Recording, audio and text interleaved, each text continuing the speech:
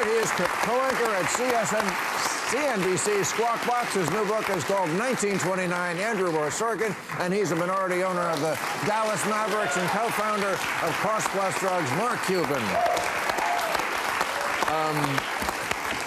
Okay, these are the questions from the people. Leaked texts from a group of young Republican leaders.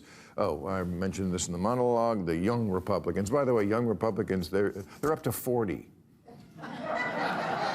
They're up to 40. You can be in the young Republican club. I mean, you know, in Congress, you're young if you're 40, but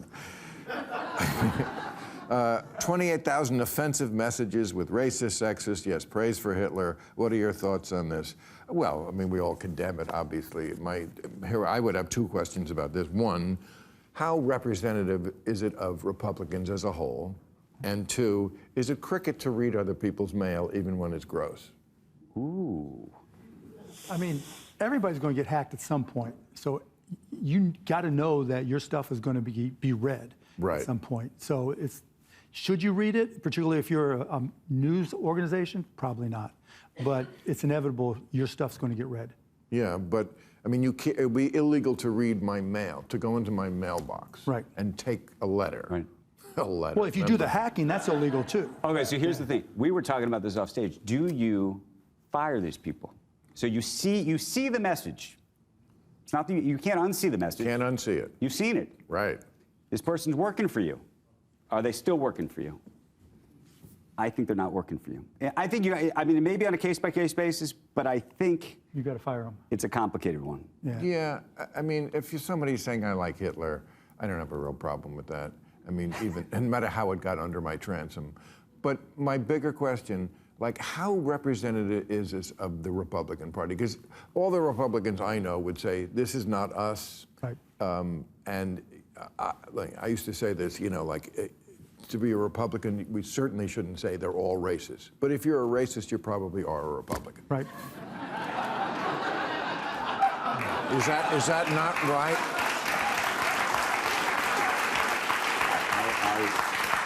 I don't know what to say. You know, what's interesting to me, I'm in some chat groups where I'm the only moderate, right? And they're far, far right. And they always talk about systemic racism being dead. And if anything, if there's a positive from all this is just the proof. Systemic racism is not dead. I don't know if this is systemic, though. Well, no, if this you're is not systemic. This is people. This is asshole people. That's different than yeah, but we're not talking about 2 or 3 of them, right? We're not even talking about 5 right. or 10 of them. But systemic would be if it's in the law. No, it's systemic. In my mind, I could be wrong, right? Or corporations. Right, companies, and if it's widespread, right? Right. Okay. I just don't think you get to these guys in these young Republican groups and it's not widespread, or you can't just dismiss the fact that it happens a lot. Well, what percentage would you put at? I don't know. You want to extrapolate? I mean, that's the thing. Are you going to extrapolate from this and say it's more than it is? But it doesn't take everybody to be racist for an organization to be racist. There'll always be racists, just like there'll always be criminals. Right. They're just, you know, people, there are a certain percentage who are always going to be assholes. We don't want them on this show. All right. When will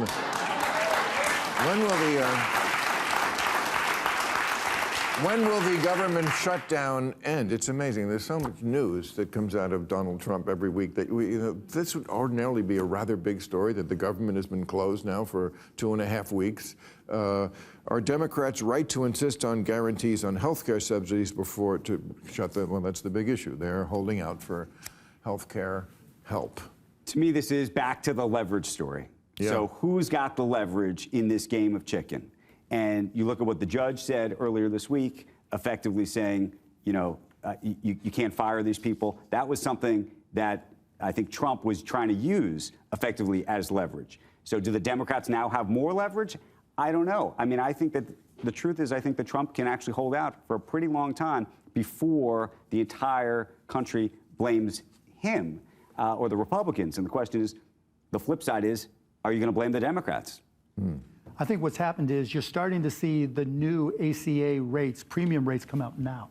And the Democrats were betting that as people saw what their new premiums were going to be for the 12.5 million that are affected by the subsidies, they're going to get mad. Because in a lot of cases, it's one thing to tell them your rates are going to go up, but when you're getting ready to renew and it's open enrollment in a couple weeks and seeing it and feeling it and understanding the impact on your budget, That's going, I think, favor the Democrats over the Republicans. All right.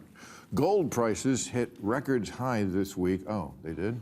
Yes, they did. Oh, and that didn't sound good. That's not a good sign. Usually gold goes up. It's good if you're decorating the White House.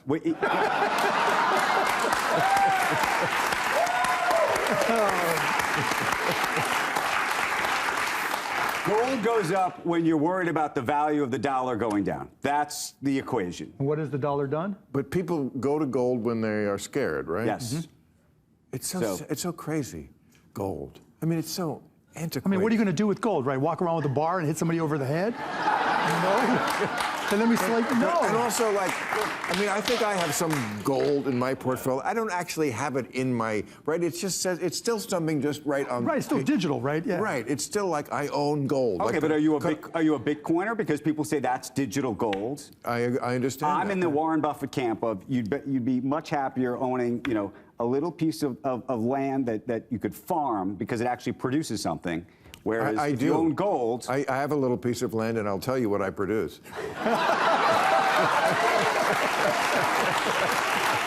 I'm going to have some right after the show. Yeah. Oh, yeah. That's your farm. Oh, no. That's your farm. No, I'm all down on the farming thing. Set up a little stand on your farm. Okay. Putin and Trump are going to meet in Hungary, and Putin is apparently going to suggest a Putin-Trump tunnel from from Alaska to Russia. What do you make of this? Why? Well, as a show of friendship, we're gonna So Sarah Palin will have someplace to go and look and say, I don't know. It's like we're gonna. I don't know. I prefer to cruise around that area. So. right? Well, that's how our ancestors got to America. When they crossed the Bering Strait back when, back in the day, when it was a land bridge. Now we want to go back to that. I'm just looking for positives. Okay, is philanthropy really a public good, or is it becoming a way to buy influence and policy power, as Lauren Powell Jobs suggested in a Wall Street Journal article today? That's Steve Jobs' widow. I thought that was the most fascinating piece, because you had one of the billionaires in America publicly say that what all of this philanthropy in this country has been about, in part, has been about buying influence. But there's two sides to this. I think that there has been a lot of philanthropy that's been about buying influence. But there's a lot of people trying to sell influence. And so when you think about all of the philanthropic institutions, universities, and others, what have they been selling the whole time? They're selling influence too.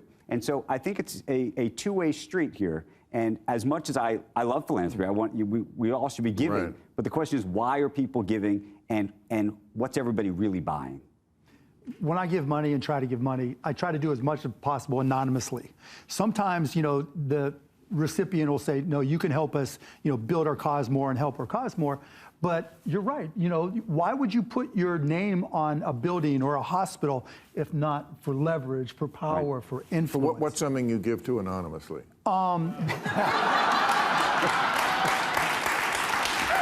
have an organization, literally, that when you get denied pre-authorization for surgery and it's done incorrectly, we'll go figure it out. So I got a group of people that's all they do is try to overturn pre-authorizations.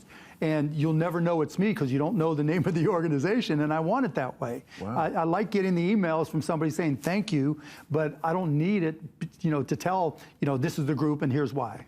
It's just not the right thing to do. It's like the stars on the wall at the CIA. Right? Yeah, exactly. Yeah, if you're a CIA agent and you get killed in the line of duty, your name doesn't go on the wall. You just get that white star. Just the star. Hopefully I don't get killed in the line of duty. Mark Cuban, white star.